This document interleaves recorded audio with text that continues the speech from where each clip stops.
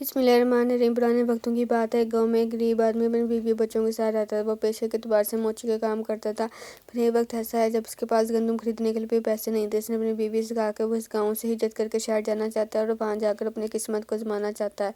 मोची अगले दिन शहर की तरफ रवाना हो गया। वहाँ इसने बाजार जाकर बाजार लगाना शुरू कर दिया। पुराने जूतों की मरम्मत करवा लो और अपने पुराने जूते बिल्कुल नए जूतों की तरह चमका लो। पहले दिन तो इसे कोई काम ना मिला। अगले दिन वो शहर की सड़कों पर आवाज़ लगाते गली गली घूम रहा था। अचानक किसी पीछे से आवाज़ आई। इसने मुड़कर देखा तो एक बूढ़ी औरत अपना पुराना जूता लिए खड़ी थी। इसने मोची से कहा कि इसके जूते की मरम्मत कर दो।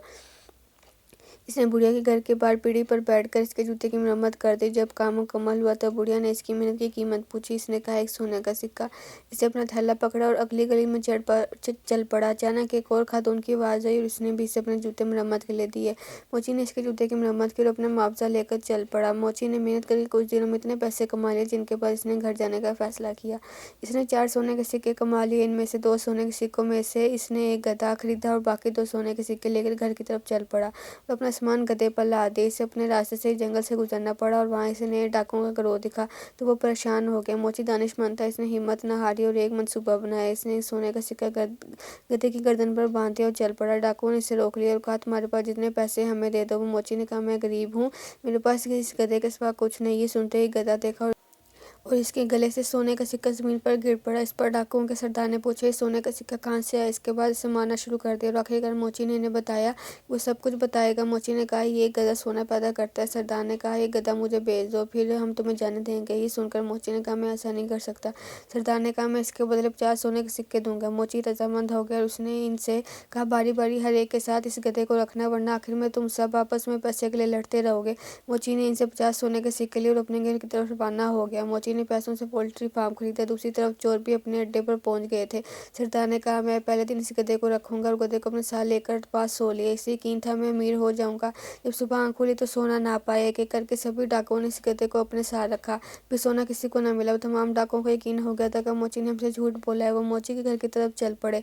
वो फार्म में काम कर रहा था। इसने जब डाकुओं को आते देखा तो फौरन अपनी बीवी के पास गया और उसने कहा, जब वो डाकुओं के घर पहुंचे तो मेरा पूछे तो इन्हें बताना कि मैं फार्म में काम कर रहा हूँ और हमारे कुत्ते टॉमी को मुझे बुलाने भेजना। जब डाकू पहुंचे तो उसकी बीवी ने ऐसे ही किया। गच्चे मोची घर के पीछे बैठे इंतजार कर रहा था। जब टॉमी मोची को बुलाने पहुंच गए इतने में मोची घर के पीछे से आ गए। ये देखकर डाकुओं के सरदार ने पूछा, तुमने हमें धोखा दिया, ये गधा सोना नहीं देता। इस पर मोची ने कहा, आज मेरे पास जो भी है इस गधे का ही दिया हुआ है। सरदार ने कहा, ये कुत्ता भी हमें भेज दो। इस पर तो इसने कुछ देर तो इनकार किया, लेकिन जब 40 सोने के सिक्कों की पेशकश हुई तो उसने हामी भर लिया और इन्हें कहा, इन्हें कुत्ता भी दे दिया। जब कुत्ता लेकर आए तो सरदार ने अपनी बीवी से कहा, मैं बाहर जा रहा हूँ, जब कोई बुलाने आए तो टॉमी को भेज देना मुझे बुलाने के लिए। एक डाकू जब घर आया तो उसकी बीवी ने इस कुत्ते को उसे बुलाने डाकुओं को बुलाने कुत्ता ना पहुंचा। वो अपने मालिक के घर चला गया। एक एक करके तमाम डाकुओं के साथ वो रहा। फिर भी वो अपने पुराने मालिक मोची के पास पहुंच जाते। ये देखकर इन सबको यकीन हो गया कि मोची ने फिर हमें धोखा दिया, इसने झूठ बोला। उन्होंने आपस में मशवरा किया कि इस बार हम बेवकूफ़ नहीं बनेंगे और मोची को भी सबक सुनाएंगे। सब मोची के घर पहुंचे और इसकी झूठी दलीलों को नज़रअंदाज करते हैं सबक सुनाने के लिए इसको बोरी में बंद कर दिया और इसे मनसूबा से ले गए कि वो इस बोरी को दरिया में फेंक देंगे। रास्ते में डाकुओं ने कुछ देर आराम किया। वो बोरी छोड़कर चले गए। वहाँ पे बोरी में मौजूद